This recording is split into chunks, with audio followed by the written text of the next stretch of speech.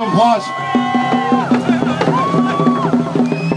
Pensakia, Pensa, Nia Melina Laboucan Massimo, Nia Nikio, Inescom Tanawa. My name is Melina Laboucan Massimo. I'm a member of the Laboucan Cree First Nation, and I work as a climate and energy campaigner on tar sands issues here in Alberta.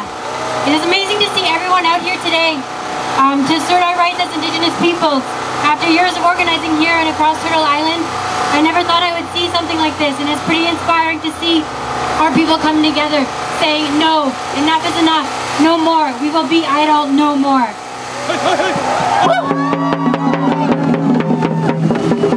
All across Turtle Island, we see communities trying to protect the little that they have left from a dishonored treaty process, and the disrespect of the Canadian government has shown for these sacred agreements that our ancestors made so we can live as equals in peace and cooperation.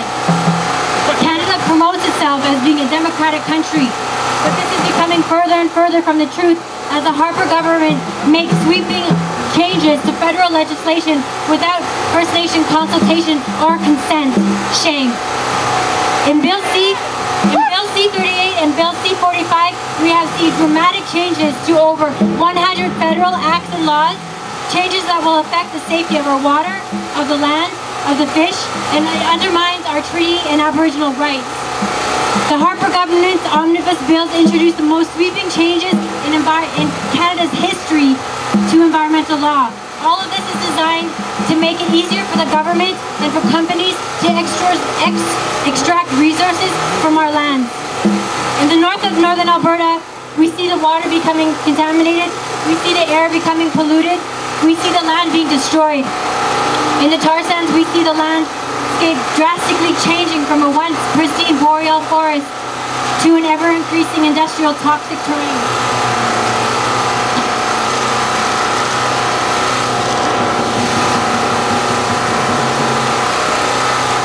Holy, my hands are just frozen. Animals, as a lot of people know that live in the north, animals and fish are becoming sick. Caribous are becoming listed as threatened species. They're predicted to disappear within our lifetime. They're predicted to disappear within the next 30 years because of tar sands extraction. People no longer feel safe to harvest traditional medicines, teas or berries, because they know and feel that they've become contaminated.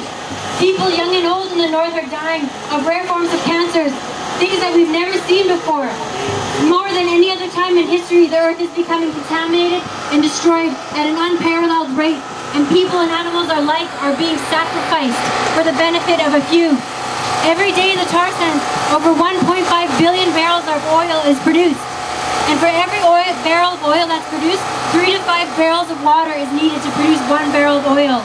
This means every day in the tar sands, they are using millions of barrels of oil to produce water to produce oil.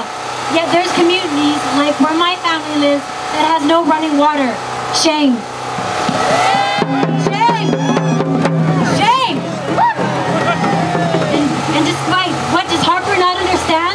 That the most precious and most valuable resource that we have on Turtle Island is water? Do they not understand this as they continue to strip away any protective measures that ensures that communities will have access to clean drinking water, a necessity for all Canadians and First Nation communities? People across the country need to understand that this will affect us all. The legislative changes that were made in Bill C-45, out of 32,000 lakes, only 97 lakes now are protected across Canada.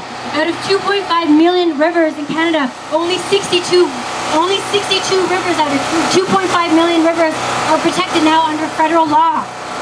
It is clear that these changes are an attack on our Aboriginal and treaty rights. We need to start working towards harnessing renewable energy and working towards returning to our sustainable ways as Indigenous people. Now is the time before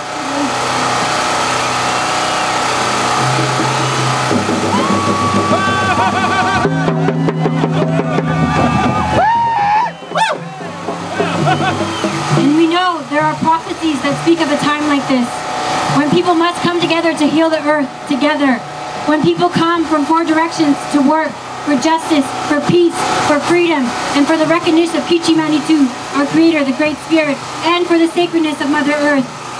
The I Don't Know More movement is a sign of this changing times, that we no longer will be silent. We will no longer be silent while the land and Mother Earth continue to be pillaged for the profit of others. We must stand as one, as mothers, sisters, brothers, fathers, elders, and young ones. We must stand and say, no more. No more! No more can you divide and conquer us.